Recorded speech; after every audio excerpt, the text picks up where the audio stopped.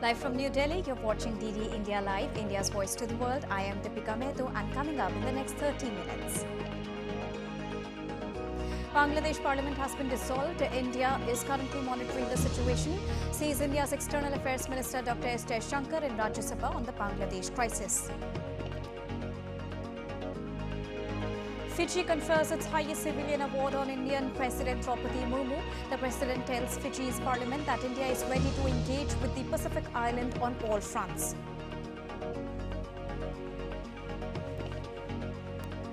Iran says it must punish Israel for Hamas leaders' killing but does not want to escalate tensions. The US says all the parties must exercise restraint. Putin aide visits Tehran for talks. And in Paris Olympics, Neeraj Chopra starts in style in the men's javelin qualifying with a throw of 89.34 meters. On the other hand, the Indian men's hockey team will take on Germany in a semi-final clash tonight.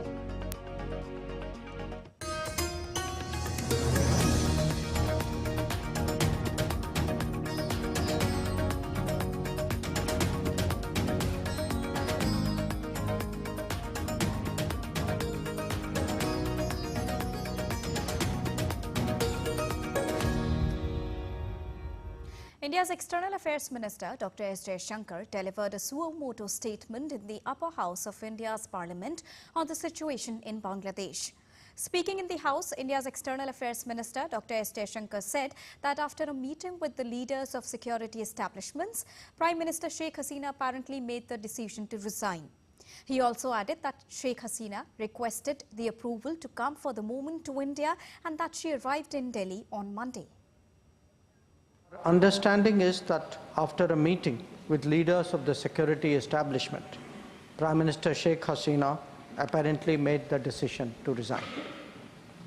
At very short notice, she requested approval to come for the moment to India. We simultaneously received a request for flight clearance from Bangladesh authorities. She arrived yesterday evening in Delhi. Further, addressing the issue concerning Indian nationals, Dr. S. Jaishankar said that there are an estimated 19,000 Indian nationals in Bangladesh, adding that the ministry is in close and continuous touch with the Indian community in Bangladesh through diplomatic missions. We are in close and continuous touch with the Indian community in Bangladesh through our diplomatic missions. There are an estimated 19,000 Indian nationals there, of which about 9,000 are students.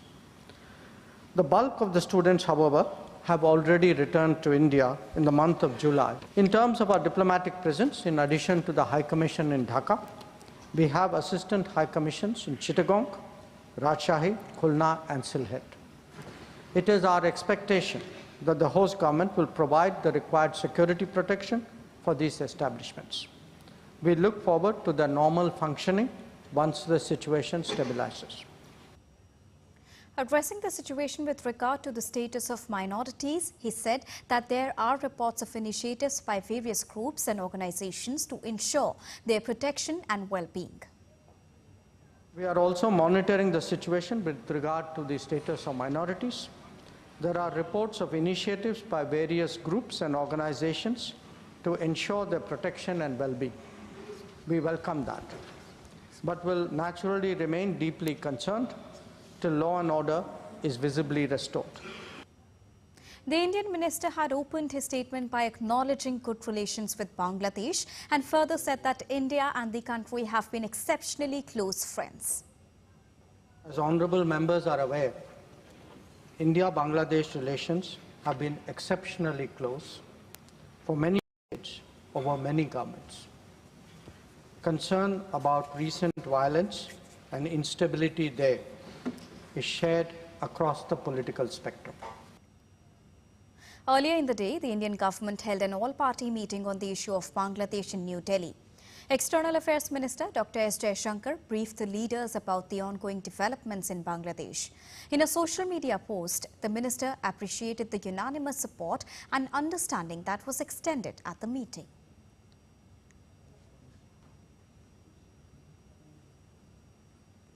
Now, Bangladesh's parliament dissolved on Tuesday, a day after Prime Minister Sheikh Hasina resigned and left the country following violent protests. Some normalcy returned to the capital of Dhaka as the country awaits the formation of a new government now. Earlier, the army chief held talks with the leaders of political parties to discuss about the way ahead. President Mohammad Shahabuddin said an interim government will hold elections as soon as possible after consulting all the parties and the stakeholders involved.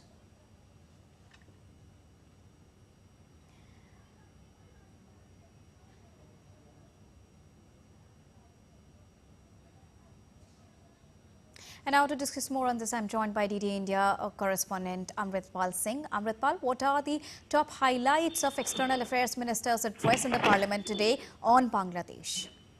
I think the External Affairs Minister made, 2-3 points that were important, one where he said that it's an exceptionally close relationship that has existed, and India will continue this relationship across the political dynamic or the political spectrum.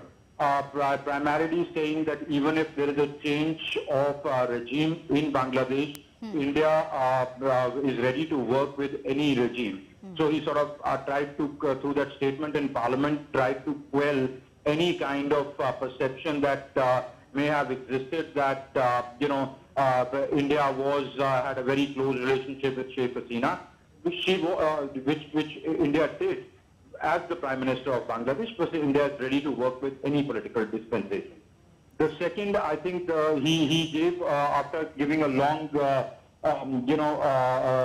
account of what and how things transpired, he said that the minorities, especially the minorities their businesses and temples have come under attack. That continues to be, the full extent of it is not clear, and that continues to remain a cause of concern. The Bangladeshi authorities have assured the Indians that the Indian nationals, their property, life shall be taken care of, but that remains a point of concern. And the embassy or the High Commission is in close touch with the Indian community. He gave out some numbers saying 19,000 in total, out of which 9,000 were students, bulk of them have returned, etc. But their safety remains a point of concern, and the Indians are in touch with the Bangladeshi security authorities regarding their safety and security. And also, what is the current and overall situation in Bangladesh right now, Amritpal? The current situation is, as you just announced, that the parliament has been dissolved. The protesters had, the point was that they in fact had put out a warning yesterday saying that it's a strict warning that the parliament be dissolved at the earliest, and the way for for an interim government be paved. So I think efforts are on to that effect. The president dissolved the parliament. Now the parliament stands dissolved because basically the legitimacy of the parliament was in question. The way the BNP, the main opposition party, had boycotted the elections, and it was basically an Awami League ruled or dominated parliament. So that step has been taken. Now I'm sure efforts are on to, one, install an interim government, two, to see that law and order is restored at the earliest, people go back to their homes, and there is no untoward incident, especially minorities and their places of worship, their businesses, etc. are safe and secure. All right, thank you so much, Amrit, for joining us and bringing us the latest update on External Affairs Minister in the Rajya Sabha. Later on, he is expected to address the Lok Sabha as well. Thank you, Amrit. Moving on, the Lok Sabha, or the lower house of the India's parliament, paid tributes to the victims of the atomic bombings of Hiroshima and Nagasaki. The house reaffirmed India's commitment to a world free of weapons of mass destruction. The bombs were dropped on the cities of Hiroshima and Nagasaki on 6th of August and 9th of August in the year 1945. Moving on, India's President Draupadi Murmu is on a state visit to Fiji, where Prime Minister Sitiveni Rabuka called on her in the capital, Suva. Both the leaders held wide-ranging discussions and agreed to build upon the historic ties and strengthen the partnerships between the two countries. President Draupadi Murmu and Fiji Prime Minister also presided over a ceremony for handing over of documents for allocation of project sites for High Commission of India Chancery and Indian Cultural Centre complex in Suva and a 100-bedded super specialty hospital in Fiji's capital.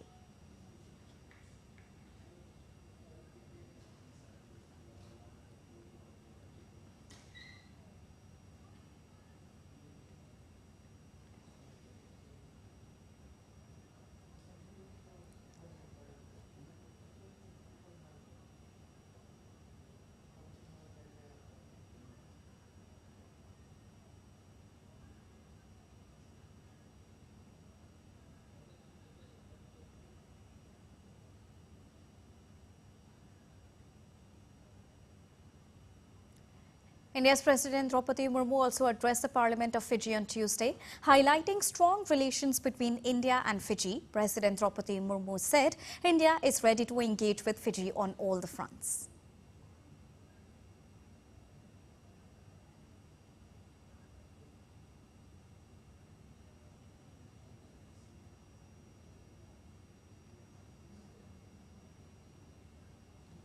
All right, it's now time to take a quick and short break. We'll be right back. Stay tuned with us.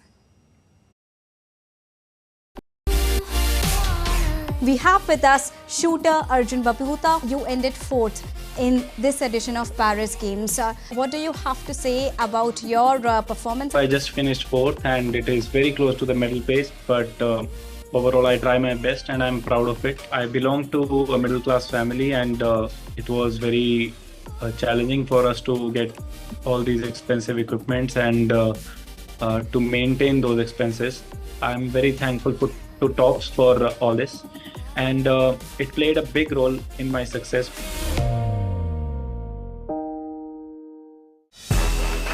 This summer, the world turns its eyes to Paris, and DD India brings you every heartbeat, every victory, and every story. Introducing our special coverage of the Paris Olympics. Experience the passion, the drama, and the triumphs. With exclusive reports, expert analysis, and up-to-the-minute updates. Join us as we bring the spirit of the Olympics to your screens. Get ready for the ultimate sporting extravaganza on DD India. DD India presents Champions Day Paris. Only on DD India. Every day at 6.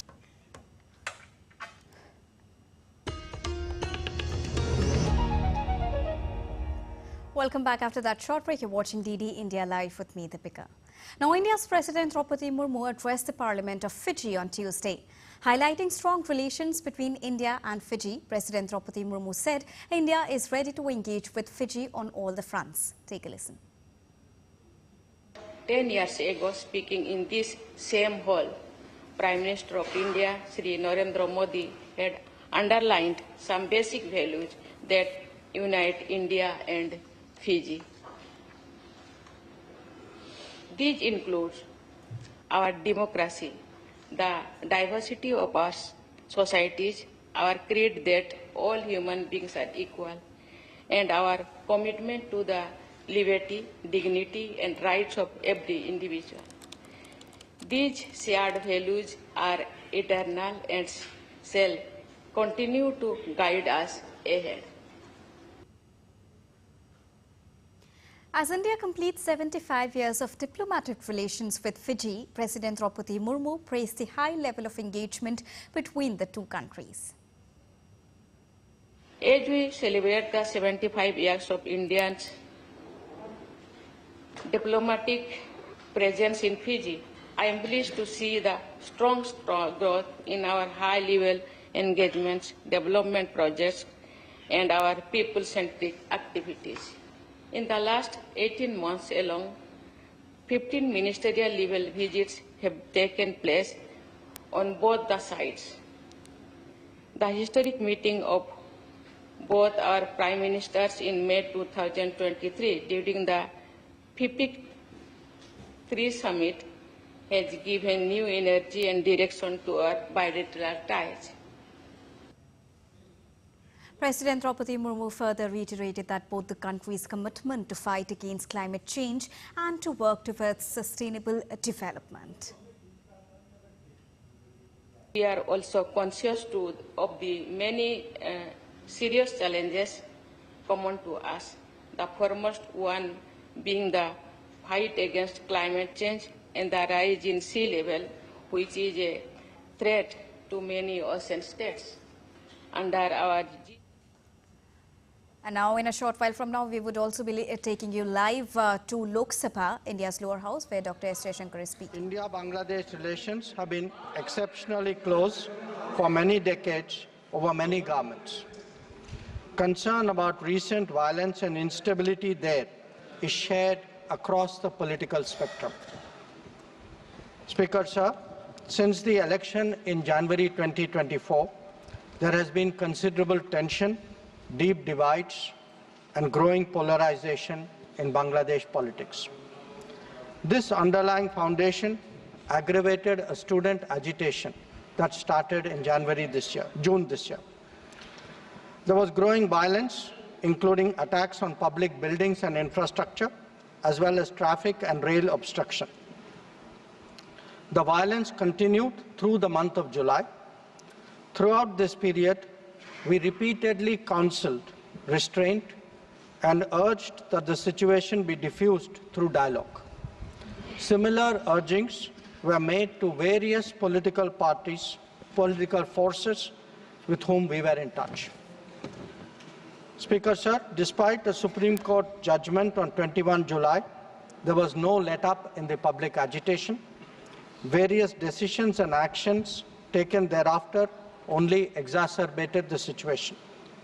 The agitation at this stage coalesced around a one-point agenda, that is that Prime Minister Sheikh Hasina should step down. On 4th August, events took a very serious turn. Attacks on police, including police stations, and government installations intensified even as overall levels of violence greatly escalated. Properties of individuals associated with the regime were torched across the country. What was particularly worrying was that minorities, their businesses and temples also came under attack at multiple locations. The full extent of this is still not clear.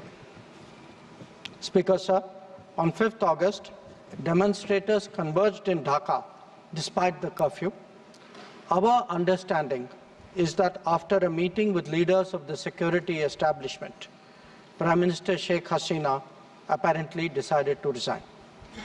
At very short notice, she requested approval to come for the moment to India.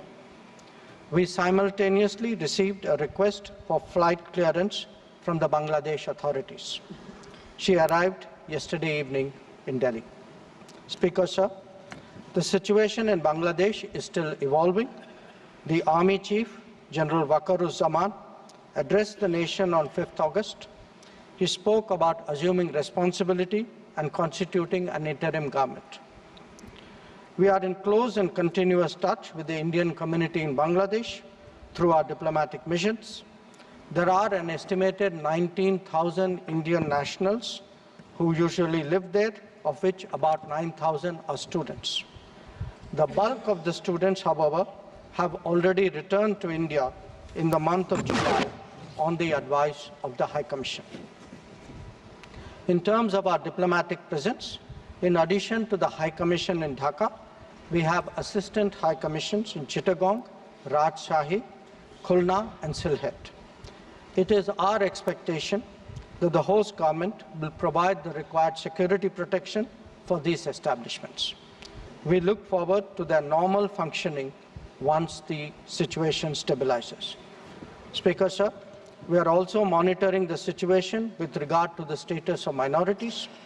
There are reports of initiatives by various groups and organizations to ensure their protection and well-being. We welcome that. We welcome that and will naturally remain deeply concerned till law and order is visibly restored. Our border guarding forces have also been instructed to be exceptionally alert in view of this complex situation. Speaker, sir, in the last 24 hours, we have been in regular touch with the authorities in Dhaka. This is the situation as of now. I seek the understanding and support of the House in regard to sensitive issues regarding an important neighbor on which there has always been strong national consensus. Thank you.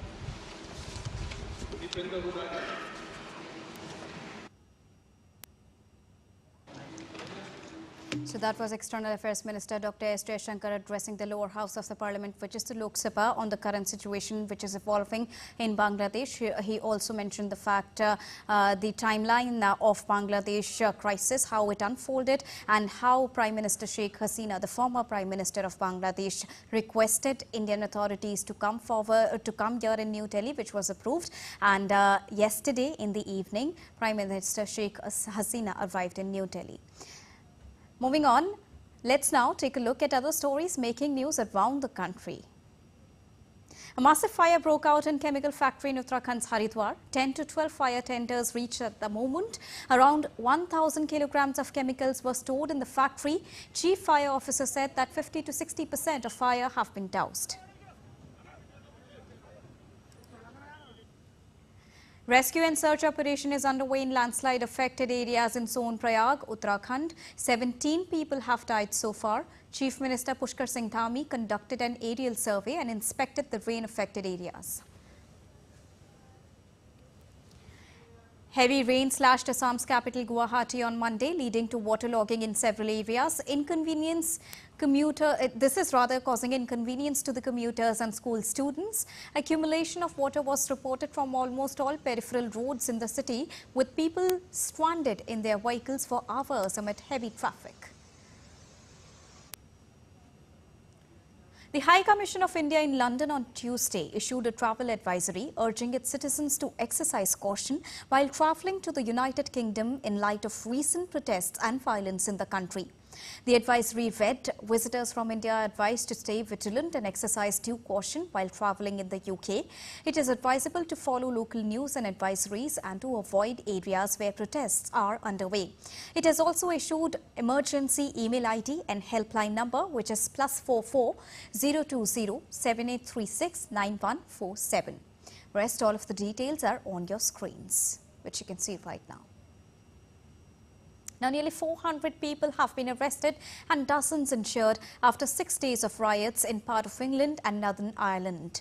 British Prime Minister Keir Starmer said that violent protesters who had targeted Muslim communities would face the full force of the law as he sought to quell days of anti-immigration rioting.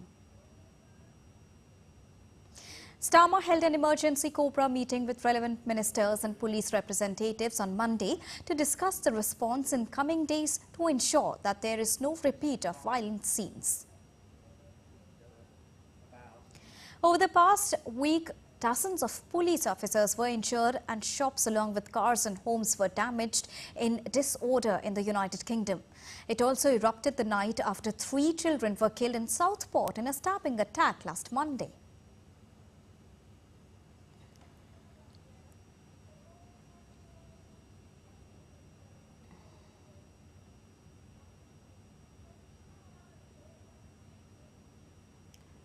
Now, US President Joe Biden and Vice President Kamala Harris were briefed on Monday by their national security team on the developments on West Asia, including threats posed by Iran and its proxies to American service members.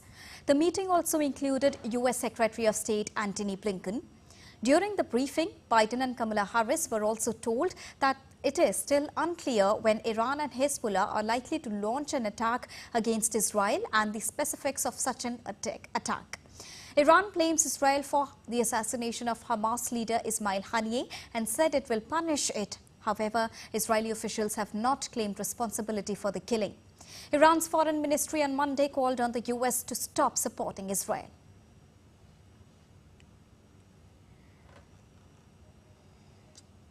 And now let's get you an update from Paris Olympics. To begin with wrestling, Indian wrestler defeated Japan's Yui Sasaki in women's 50 kg wrestling event on Tuesday at the ongoing Paris Olympics. Vinesh Fogart defeated Sasaki in the single bout with final score that read 3-2 and she is now through to the quarterfinal round in women's 50 kg weight category. It is a historic victory for Vinesh as Sasaki, who won gold at Tokyo Olympics, without conceding a point, remains the unbeaten international player since 2010, only losing 3 matches to the same opponent until today that Vinesh has faced so far. But today's victory comes as a historic victory for Vinesh Fogart. On the other hand, defending Olympic champion and India star Neeraj Chopra has qualified directly for the javelin throw finals in Paris Olympics. He threw his javelin at the distance of 89.34 in Group B qualification round. Now, this is Neeraj's best ever throw at a global championship and his second best ever, which is 89.94 in the Diamond League in Stockholm. He's qualified in his first attempt itself for the finals in Paris Olympics. Now, the Indian men's hockey team will lock horns against Germany in Paris Olympics semi-finals in Columbus on Tuesday. India will be without the services of defender and first rusher Amit Rohidas in the game, as he is serving a one-match ban for an offence during the game against Great Britain. Earlier, the India's victory against Great Britain earned them the elusive spot in the Olympic semi-final. Despite playing most of the matches with a man shortage, India managed to salvage a draw of 1-1 before beating their opponents by 4-2 in the penalty shootout. And with this, it's a wrap here on this edition of DD India Live. But do let us know your thoughts on the news of the day. For those on the go, you can get all the latest news and updates from India and across the world on DD India mobile app. The app is available on both Android and iOS platforms. Scan the QR code on your screens to download it right now. We'll be back with more news as it breaks here on DD India. I'm Deepika Mehto, and from all of us here in New Delhi, thank you so much for watching DD India Live. Namaskar.